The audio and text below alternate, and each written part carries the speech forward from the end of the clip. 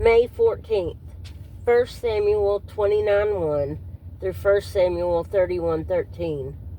Then the Philistines gathered together all their armies at Aphek, and the Israelites encamped by the fountain which is in Jezreel.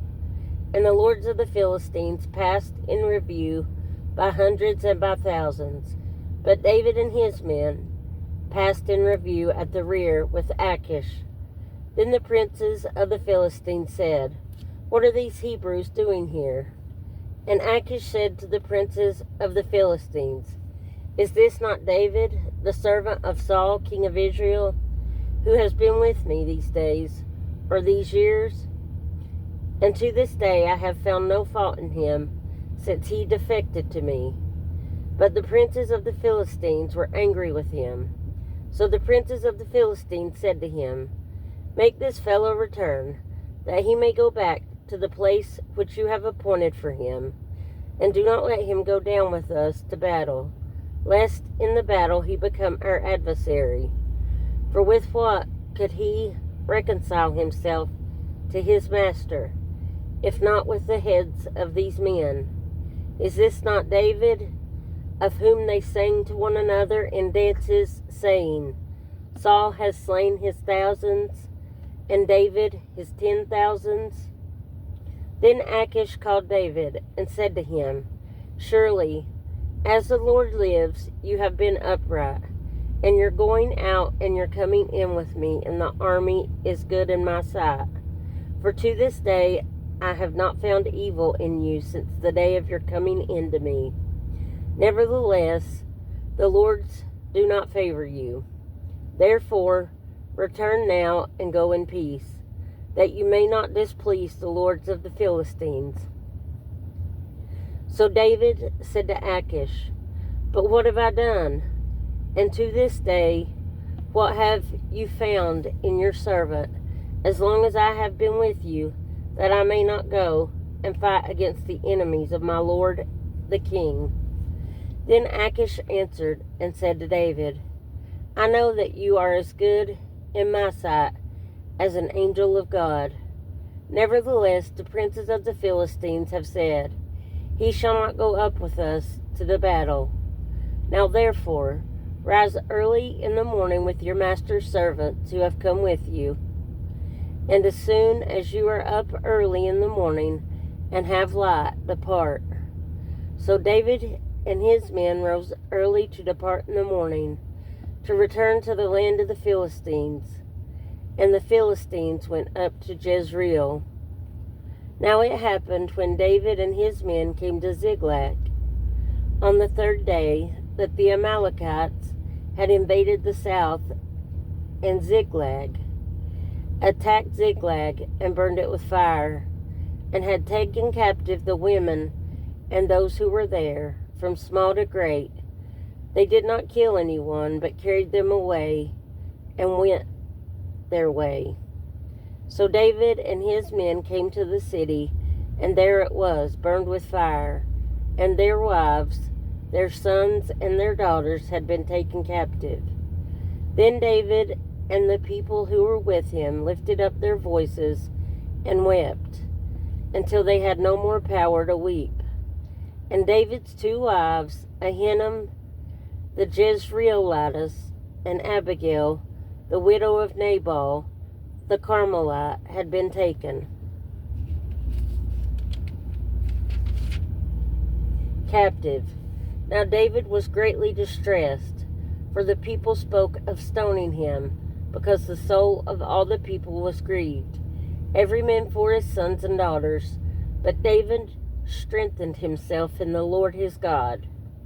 Then David said to Abiathar the priest, Ahimelech's son, "Bring the ephod here to me." And Abiathar brought the ephod to David. So David inquired of the Lord, saying, "Shall I pursue this troop? Shall I overtake them?" And he answered him, "Pursue, for you shall surely overtake them without fail, recover all." So David went, he and 600 men who were with him, and came to the brook Bezor, where those stayed who were left behind. But David pursued, he and 400 men, for 200 stayed behind, who were so weary that they could not cross the brook Bezor. Then they found an Egyptian in the field, and brought him to David. And they gave him bread, and he ate, and they let him drink water. And they gave him a piece of cake of figs, and 2 clusters of raisins. So when he had eaten, his strength came back to him, for he had eaten no bread nor drunk water for 3 days and 3 nights. Then David said to him, "To whom do you belong, and where are you from?" And he said, "I am a young man from Egypt, servant of an Amalekite, and my master left me behind, because 3 days ago I fell sick. We made an invasion of the southern area of the Cherethites in the territory which belongs to Judah, and of the southern area of Caleb, and we burned Ziklag with fire." And David said to him, "Can you take me down to this troop?"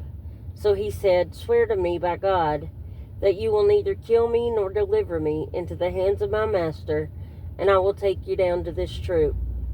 And when he had brought him down, there they were, spread out over the land, eating and drinking and dancing, because of all the great spoil which they had taken from the land of the Philistines and from the land of Judah.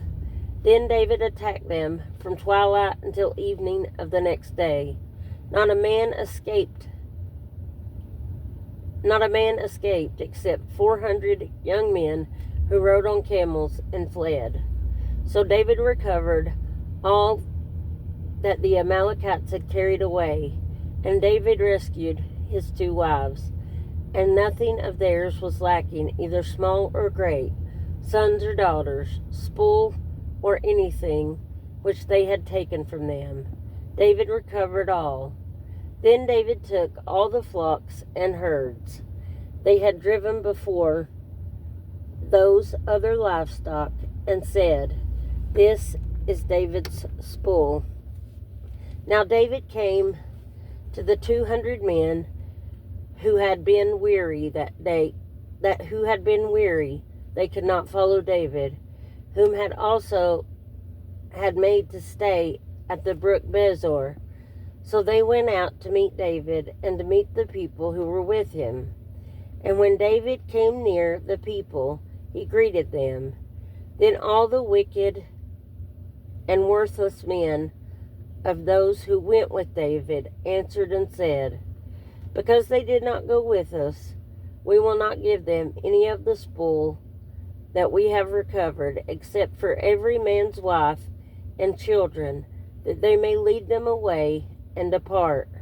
But David said, "My brethren, you shall not do so with what the Lord has given us, who has preserved us and delivered into our hand the troop that came against us. For who will heed you in this matter?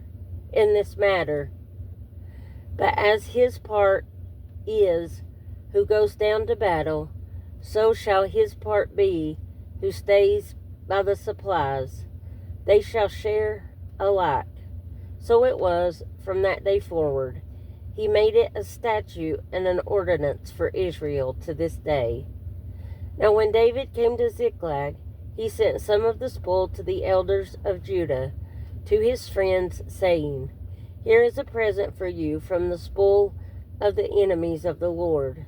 To those who were in Bethel, those who were in Ramoth of the south, those who were in Jatir, those who were in Aurora, those who were in Siphmoth, those who were in Eshtemoa, those who were in Rakal, those who were in the cities of the Jerahmeelites, those who were in the cities of the Kenites, those who were in Hormah, those who were in Korashan, those who were in Athak, those who were in Hebron, and to all the places where David himself and his men were accustomed to rove. Now the Philistines fought against Israel, and the men of Israel fled from before the Philistines, and fell slain on Mount Gilboa. Then the Philistines followed hard after Saul and his sons, and the Philistines killed Jonathan, Abinadab, and Malchishua, Saul's sons. The battle became fierce against Saul. The archers hit him, and he was severely wounded by the archers. Then Saul said to his armor-bearer, "Draw your sword and thrust me through with it, lest these uncircumcised men come and thrust me through and abuse me." But his armor-bearer would not, for he was greatly afraid. Therefore Saul took a sword and fell on it. And when his armor-bearer saw that Saul was dead, he also fell on his sword and died with him. So Saul, his 3 sons, his armor-bearer, and all his men died together that same day. And when the men of Israel, who were on the other side of the valley, and those who were on the other side of the Jordan, saw the men of Israel had fled, and that Saul and his sons were dead, they forsook the cities and fled, and the Philistines came and dwelt in them. So it happened the next day, when the Philistines came to strip the slain, that they found Saul and his 3 sons fallen on Mount Gilboa. And they cut off his head and stripped off his armor, and sent word throughout the land of the Philistines to proclaim it in the temple of their idols and among the people.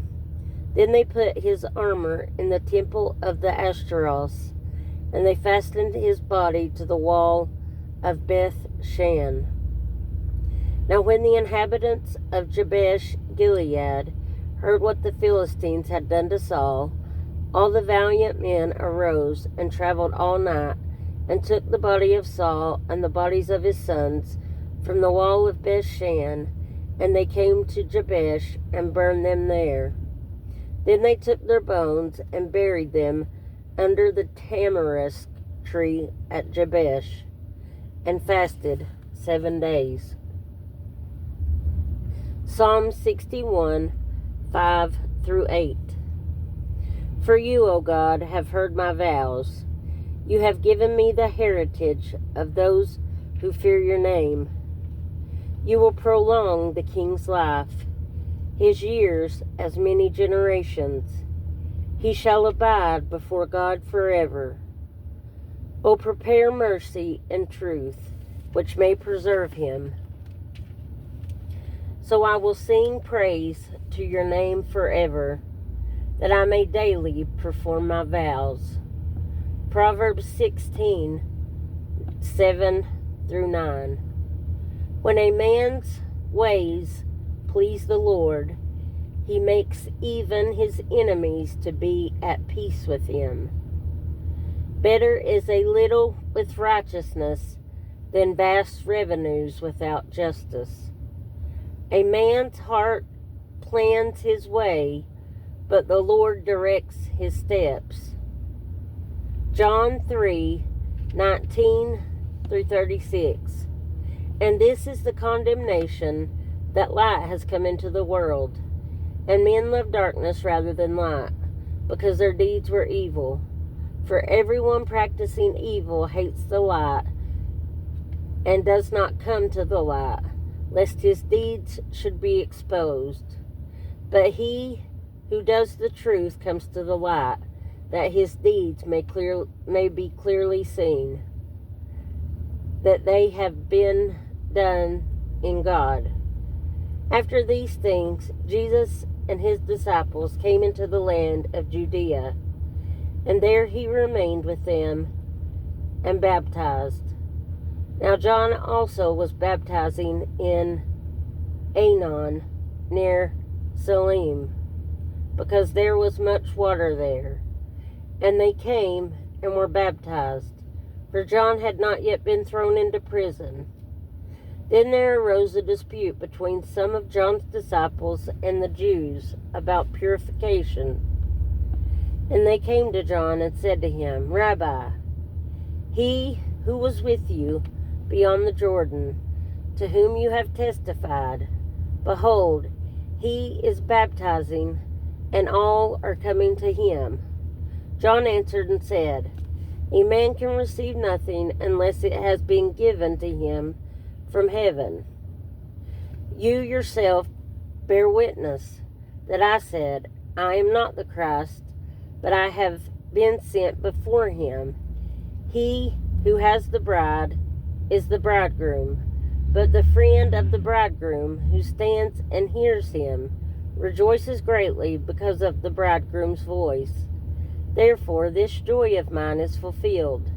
He must increase, I must decrease. He who comes from above is above all. He who is of the earth is earthly and speaks of the earth. He who comes from heaven is above all. And what he has seen and heard, that he testifies, and no one receives his testimony. He who has received his testimony has certified that God is true. For he whom God has sent speaks the words of God. For God does not give the Spirit by measure. The Father loves the Son, and has given all things into his hand. And he who believes in the Son has everlasting life, and he who does not believe the Son shall not see life, but the wrath of God abides upon him.